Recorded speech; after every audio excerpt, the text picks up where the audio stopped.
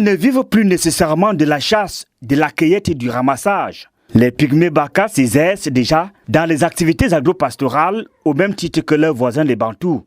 À l'école, l'on retrouve nombreux dans les salles de classe. Je m'appelle Ndoutoumou Eric.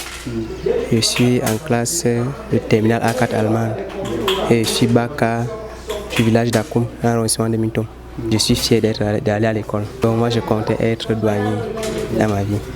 Bon, parce que quand moi je voyage pour aller travailler mon argent là-bas, je vois souvent les douaniers dans les barrières et à chaque soir ils ont l'argent, ils ont les voitures.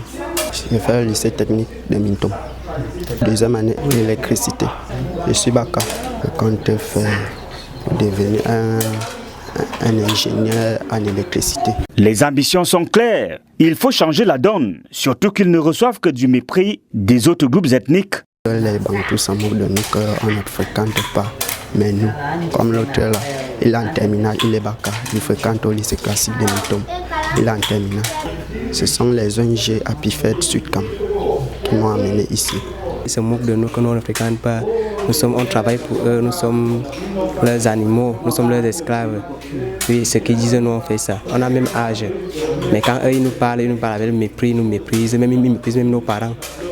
Et maintenant, avec la civilisation des ONG qui viennent souvent parler aussi au village qu'on doit fréquenter, on doit changer, on doit aussi être comme les Bantous, on doit plus travailler pour eux.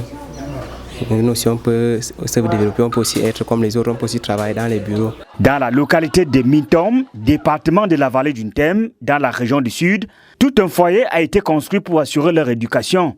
L'idée du projet est née au cours d'un atelier où on nous a demandé pourquoi les Baka ne continuent pas au secondaire.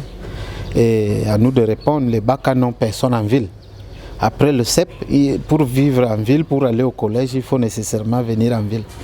Et nous, quand on a émis cette idée, ils nous ont demandé comment est-ce qu'on peut faire pour pallier à ce genre de blocage.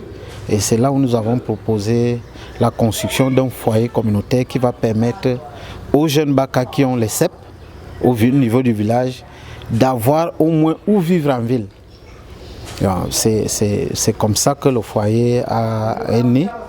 Et aujourd'hui, nous sommes très fiers. Baka, on n'est pas sous-homme. Chacun aimerait avoir les mêmes avantages que les autres. Les autorités administratives et politiques sont interpellées au premier degré. Le message passe. Nous aussi, on veut être comme les autres.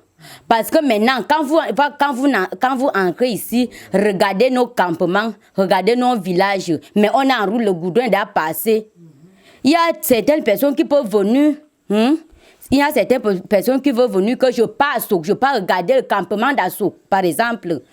Regardez comment on vit. On vit comme les chiens dans les herbes comme ça.